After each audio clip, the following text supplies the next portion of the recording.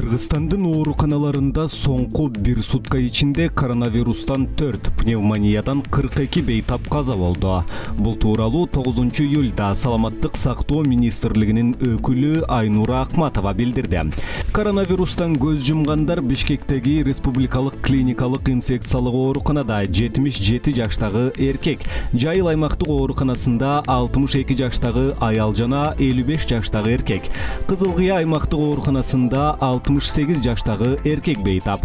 Пневмония болгон 42 адамдын 21-и Бишкекте. Бир сутка ичинде коронавирус деген диагноз дагы 361 адамга коюлду.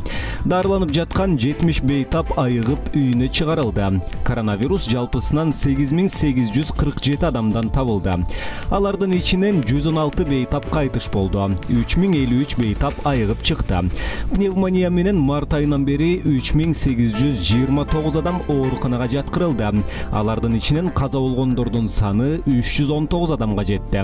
Соңку бир суткада өпкөсүнөн кагынып ооруканага жаткырылгандардын 134-ü Бишкекте. Кыргызстандын башкы өпкө дарыгери Талантбек Сооронбаев азыр өлкөдө сасык тумоо эмес, COVID-19 пандемиясы гана өкүм сүрүп жаткандыгын айткан.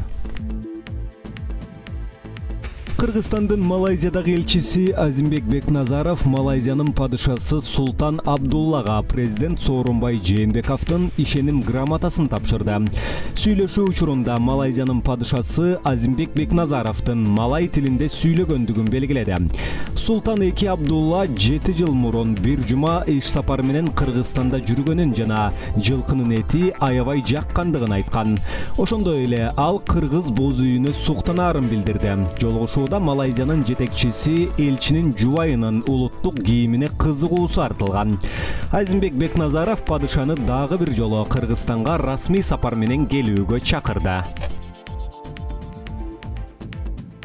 Кыргызстандын мурдагы президенти Алмазбек Атамбаев дарыланып жаткан ооруканадан улуттук коопсуздук боюнча мамлекеттик комитеттин тергөө абагына которулду. Бул тууралуу УКМКнын басма сөз кызматы билдирди.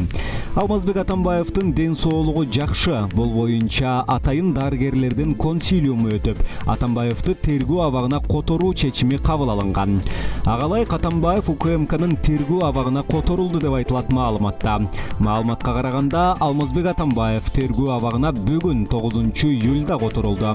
Саламаттыгына дарыгерлер күнү-түнү көз салып турушат. Атамбаевден коронавирус аныкталган эмес.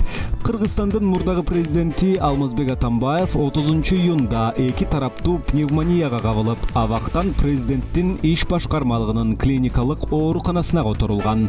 Улуттук коопсуздук боюнча мамлекеттик комитет Атамбаев акыркы аптада бир нече жолу адвокаттары жана туугандары менен жолугушуп, алардан кагаз жана башка буюмдарды алгандыгы белгиленген.